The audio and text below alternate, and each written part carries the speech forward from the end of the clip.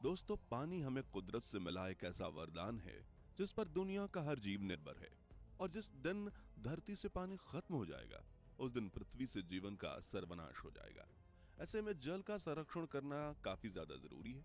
और मीठे पानी को बहते हुए समंदर में विलीन होने से बचाने के लिए नदियों पर बांधों का निर्माण किया जाता है।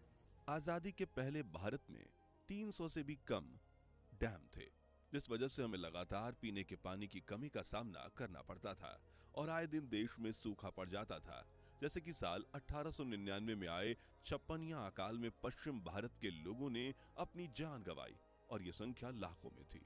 ऐसे में आजादी मिलते ही भारत सरकार ने देश में हजारों की संख्या में डैम बनाना शुरू कर दिया और आज भारत में 5334 बांध हैं। इसमें 447 बड़े बड़े बांध तो इतने अहम हैं कि उनकी वजह से करोड़ों लोगों को 24 घंटे 365 दिन पानी मिलता है। सिंचाई में उनका काफी बड़ा योगदान है और इन बांधों पर हाइड्रो इलेक्ट्रिसिटी भी प्रोड्यूस होती है। और आज हम उन्हीं में से 10 ऐसे बिगेस्ट एंड पावरफुल डैम के बारे में जानेंगे जो ना होती तो देश में आए दिन बाढ़ आती। तो नंबर 10 पर है कृष्णराज सागर डैम। इस डैम का निर्माण तब हुआ जब भारत में सीमेंट की खोज तक नहीं हुई थी।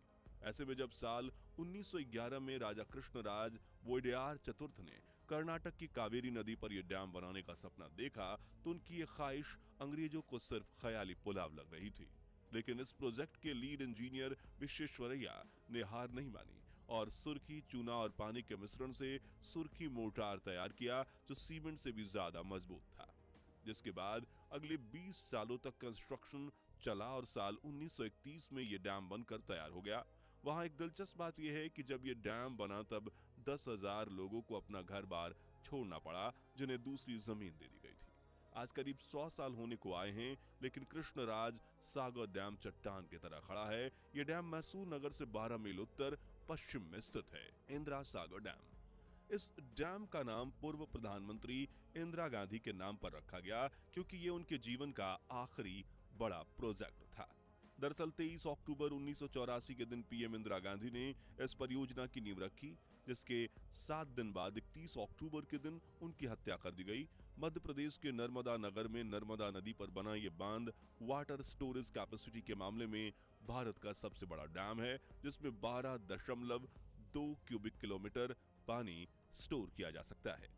इस डैम को बनाने के लिए आसपास के 100 गांव में बसने वाले 22,000 लोगों को विस्थापित किया गया था। ये डैम लाखों परिवारों को पानी पहुंचाता है। इसने आसपास के सैकड़ों इलाकों में बाढ़ को रोके रखा है और यहां बनाए गए इंदिरा सागर हाइड्रो प्रोजेक्ट की क्षमता भी 1000 मेगावाट है। रिहंद डैम। ये बांध उत्तर प्रदेश के सोनभद्र जिले के पिपरी नगर में स्थित है। यह डैम सोन नदी की सहायक नदी रिहंद पर बनाया गया है। इस डैम के रिजर्वायर को गोविंद बल्लभ पंत सागर नाम से जाना जाता है, जो भारत के सबसे बड़े आर्टिफिशियल लेक हैं। रिहंद डैम का निर्माण साल 1954 से 1962 के दौरान किया गया और पानी की संग्रह क्षमता के मामले में यह भारत का दूसरा सबसे बड़ा डैम है, जिसकी कैपेसिटी 10.6 बिलियन क्यूबिक मीटर्स है। वहीं इस डैम के इलेक्ट्रिसिटी प्रोड्यूस करने की कैपेसिटी 300 मेगावाट है। मैटूर डैम। कृष्णराज सागर के बाद मैटूर डैम कावेरी नदी पर बना दूसरा सबसे बड़ा डैम है। यह तमिलनाडु के सेलेम जिले में मौजूद है। इस बांध की ऊंचाई 120 फीट और लंबाई 1.7 किलोमीटर है। यह भी भारत के सबसे पुराने डैम में से एक है, जिसका निर्माण साल 1934 में पूरा हुआ। इस डैम का इस्तेमाल आसपास के इलाकों को पानी देने और सिंचाई करने में किया जाता है। साथ ही ये 200 मेगावाट बिजली भी प्रोड्यूस करता है। कोयना डैम। महाबलेश्वर में बहने वाली कोयना नदी पर यह डैम बनाया गया और इसे महाराष्ट्र के सबसे बड़े डैम में से एक माना जाता है। 800 मीटर लंबे इस कंक्रीट डैम को बनाने का मुख्य उद्देश्य था हाइड्रो इलेक्ट्रिसिटी प्रोड्यूस करना। और आज कोयना हाइड्रो इलेक्ट्रिसिटी प्रोजेक्ट देश का दूसरा सबसे बड़ा हाइड्रो पावर प्लांट है, जिसकी कैपेसिटी 1960 मेगावाट है। वैसे तो ये डैम 1964 में बना था, लेकिन थोड़े बहुत मेंटेनेंस प्रोजेक्ट किए गए और आज इस डैम की कैपेसिटी 298 करोड़ क्यूबिक मीटर है। नागार्जुन सागर बांध। ईंटों और पत्थरों से बना ये डैम आंध्र प्रदेश के पलनाडु जिले के तेलंगाना के नंगलगोड़ा जिले के बॉर्डर पर बनाया गया है। कृष्णा नदी के पानी का संग्रह करने वाले इस डैम की कैपेसिटी 6.93 क्यूबिक किलोमीटर है। इसका निर्माण 1955 से 1967 के बीच किया गया। 4 अगस्त 1967 को पूर्व प्रधानमंत्री इंदिरा गांधी ने इसकी दोनों नहरों में पहली बार पानी छोड़ा था। इस डैम की ऊंचाई 124 मीटर और लंबाई 1550 मीटर है। वहीं इस डैम में 26 दरवाजे हैं। यहाँ बने हाइड्रो पावर प्लांट की इलेक्ट्रिसिटी प्रोड्यूस करने की कैपेसिटी लगभग 815.6 मेगावाट है और ये डैम अपने आर्किटेक्चर के कारण ये डैम एक टूरिज्म स्पॉट के रूप में भी फेमस है। हीराकुंड बांध भारत के उड़ीसा राज्य में महानदी पर बना ये डैम संबलपुर जिले से 10 किलोमीटर दूर है।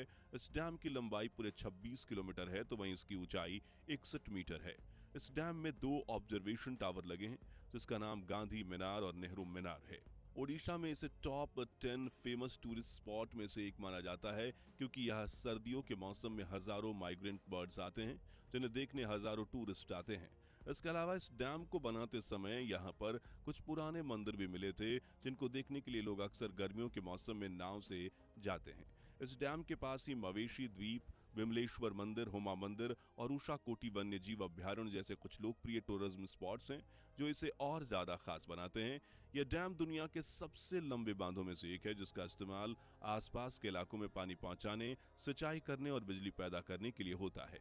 सरदार सरोवर बांध गुजरात के नर्मदा जिले के केवड़िया में बना ये बांध न सिर्फ नर्मदा नदी के पानी का संग्रह करता है बल्कि इसे गुजरात, मध्य प्रदेश, महाराष्ट्र और राजस्थान के कई गांव और शहरों तक पहुंचाया जाता है।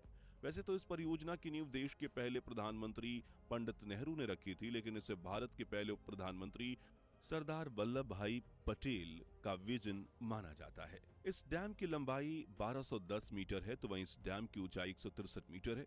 ये डैम मल्टीपर्पज के लिए है। ये डैम लगभग 76 लाख एकड़ फीट तक पानी स्टोर कर सकता है। वहीं ये डैम लगभग 1400 मेगावाट इलेक्ट्रिसिटी प्रोड्यूस करता है।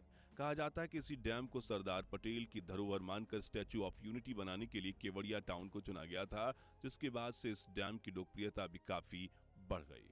भाखड़ा नांगल डैम यह भारत का दूसरा सबसे ऊंचा बांध है जिसकी ऊंचाई 741 मीटर है और लंबाई 1700 फीट है।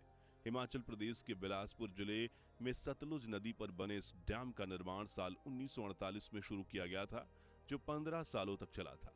हालांकि इस बांध को बनाने के वक्त लाखों लोगों को विस्थापित होना पड़ा क्योंकि इसे बनाने के दौरान 371 गांव जलमग्न हो गए थे और डैम बनाने के 60 साल बाद आज विस्थापितों के पूर्ण पुनर्वास का प्रश्न बना हुआ है। लेकिन ये कहना गलत नहीं होगा कि इस डैम ने दर्जनों बाढ़ को रोका है और इससे लाखों लोगों का जीवन बेहतर हुआ है। इस डैम से गोविंद सागर रिजर्वायर बनता है जिसकी कैपेसिटी 7.5 बिलियन मेगालीटर्स है। वहीं अब बात करें भारत के सबसे बड़े डैम की तो नंबर 1 पर है टिहरी डैम। उत्तराखंड के टिहरी गढ़वाल जिले में भागीरथी नदी पर बना यह डैम भारत का सबसे ऊंचा डैम है। वहीं विश्व के सबसे ऊंचे डैम्स की लिस्ट में 855 फीट ऊंचे टिहरी डैम का नंबर 13वां है। साल 1978 में इस बांध का निर्माण कार्य शुरू हुआ और 2006 में खत्म हुआ। टिहरी डैम बनाने में 2.5 बिलियन डॉलर्स यानी कि करीब 20,000 करोड़ रुपए खर्च हुए थे और पहाड़ों को काट कर बनाए के इस प्रक्रिया की काफी ज्यादा मुश्किल आई थी। इस डैम की water storing capacity 3.54 cubic kilometre है और यहाँ 1000 मेगावाट का हाइड्रो पावर प्लांट बना हुआ है। हालांकि गौर करने वाली बात यह है कि टिहरी डैम पर एनवायरमेंटल ऑर्गेनाइजेशंस और इलाके के लोकल लोग आज भी कई सवाल खड़े करते हैं। उनका कहना है कि इस डैम ने वहां के इकोसिस्टम पर काफी गहरा प्रभाव डाला है। साथ ही साथ इसे बनाने के लिए 1 लाख लोगों को भी विस्थापित किया गया था जिसकी लीगल बैटल्स आज भी चल रही है। इसके अलावा अक्टूबर 1991 में टिहरी डैम में 53 किलोमीटर दूर 6.8 मैग्नीट्यूड का भूकंप आया। तब से कुछ एक्सपर्ट्स का कहना है कि इस डैम के इलाके में भविष्य में कई भूकंप आ सकते हैं और डैम की क्षमता 8.4 मैग्नीट्यूड भूकंप के सहने की है। ऐसे में 8.5 मैग्नीट्यूड से ज्यादा तीव्रता वाला भूकंप आया तो ये डैम टूट सकता है जिससे इसके रिजर्वायर का पानी नीचे इलाकों में मौजूद कई टाउन्स को पानी में डुबा सकता है जहां करीब 5 लाख लोग रहते हैं। हालांकि सरकार का कहना है कि यह डैम काफी मजबूत है। तो दोस्तों, आपके गांव या शहर के पास मौजूद डैम का नाम क्या है और वो कौन सी नदी पर मौजूद है? कमेंट्स में बताइए। ये वीडियो अच्छा लगा हो तो इसे लाइक और शेयर जरूर कीजिए और ऐसी ही दिलचस्प वीडियोस के लिए इस चैनल को सब्सक्राइब करके पास वाली घंटी जरूर बजा दीजिए। जय हिंद, जय भारत।